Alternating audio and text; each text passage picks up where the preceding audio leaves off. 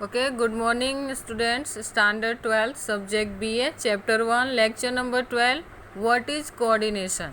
Okay, ये question number 11 है और लेक्चर नंबर 12 है क्योंकि ये क्वेश्चन 2 दिन में डिस्कस हुआ था. Okay, what is coordination. Coordination होता क्या है और ये क्यों करना जरूरी है हमारे लिए. ठीक है, कोऑर्डिनेशन मतलब कि किसी के बीच में एक है ना इंटर रिलेशनशिप मेंटेन करना, किसी चीज़ों को जोड़ना, किसी रिश्ते को जोड़ना, इसको हम कोऑर्डिनेशन कहते हैं.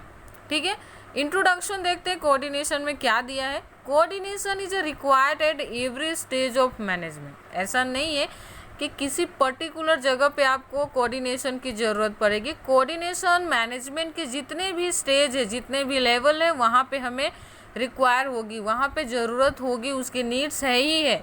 आपको पता है कि 3 लेवल ऑफ मैनेजमेंट है, टॉप, मिडल एंड बॉटम. तो तीनों लेवल पे आपको मैनेजमेंट की ज़रूरत रहने वाली है. Coordination is necessary from planning to controlling. आपको पता है कि मैनेजमेंट के मोस्ट इंपॉर्टेंट फंक्शंस है 5 जो हमने पहले से डिस्क्राइब कर लिया है इसके बारे में. प्लानिंग टू कंट्रोलिंग, उन हर स्टेज पे आपको ये जो कोऑर्डिनेशन है वो देखने को मिलेगा और नहीं होगा तो आपको मेंटेन करने की वहाँ पे ज़रूरत होगी. Coordination gives a sort of an assurance for the accomplishment of objectives. Okay, मैंने शॉर्ट के नीचे अंडरलाइन किया हो, इसका मतलब होता है टाइप ऑफ, काइंड ऑफ. ठीक है, आपको एक तरह का भरोसा दिलाता है कोऑर्डिनेशन कि जो भी आपने ऑब्जेक्टिव डिसाइड करी ना वो डेफिनेटली फॉलो किया जाएगा आपके यूनिट के अंदर. ठीक है,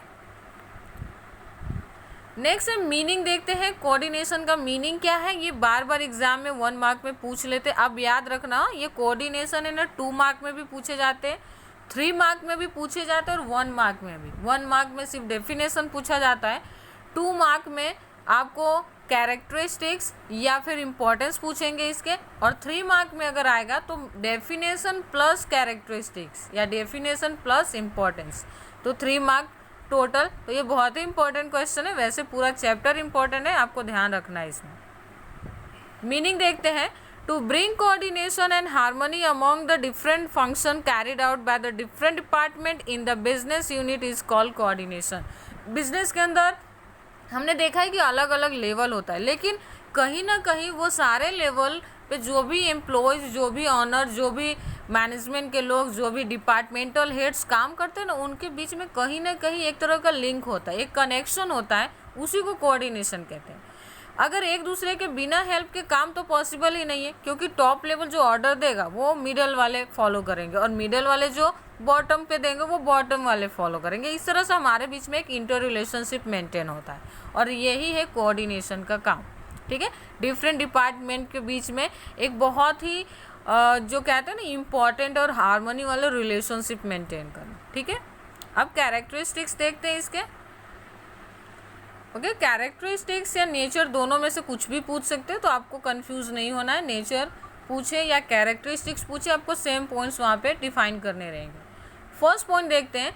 coordination is required for the all activities right from planning to controlling. Okay, यहाँ पे आपको क्लियर कर दिया है कि कोऑर्डिनेशन आपको हर एक एक्टिविटीज़ के लिए रिक्वायरमेंट्स है, भले वो प्लानिंग हो या फिर कंट्रोलिंग हो, स्टाफिंग करना हो, डायरेक्टिंग करना हो या ऑर्गेनाइजेशनल स्ट्रक्चर मेंटेन करना हो, आपको हर जगह पे कोऑर्डिनेशन.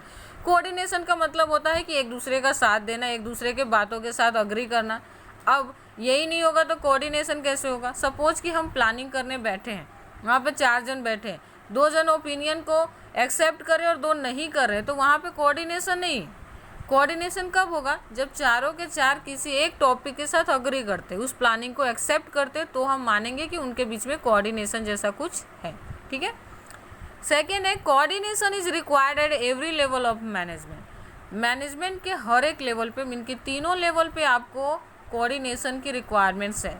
ऐसा नहीं है कि टॉप लेवल वालों के बीच में तो हार्मनी नहीं होगा तो चलेगा, ऐसा बिल्कुल भी नहीं है. उनके बीच में भी अच्छा रिलेशन होना चाहिए. सपोज कि बोर्ड ऑफ डायरेक्टर्स के ओपिनियन ही अलग अलग है, तो फिर हम किस तरह से आगे ऑब्जेक्टिव सेट कर सकते हैं बिजनेस के लिए. इसलिए उनके बीच में भी कोऑर्डिनेशन होना बहुत ही ज़्यादा इंपॉर्टेंट है.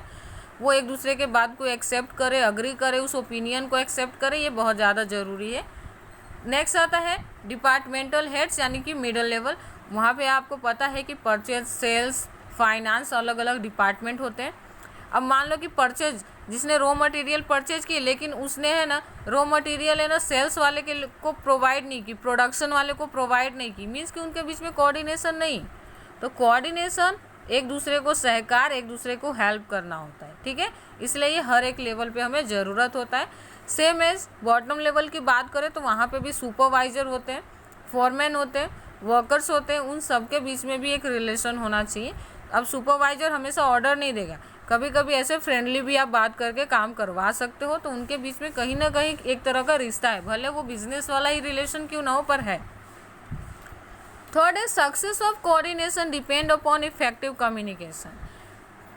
किसी भी बिजनेस के अंदर, किसी भी फॉर्म यूनिट के अंदर कोऑर्डिनेशन तभी सक्सेसफुल हो सकता है जब आपके बीच का जो कम्युनिकेशन है ना वो इफेक्टिव हो। कम्युनिकेशन मतलब क्या, कि आप जो इन्फॉर्मेशन है वो कब पहुंचा रहे हो। सपोज कि किसी को अभी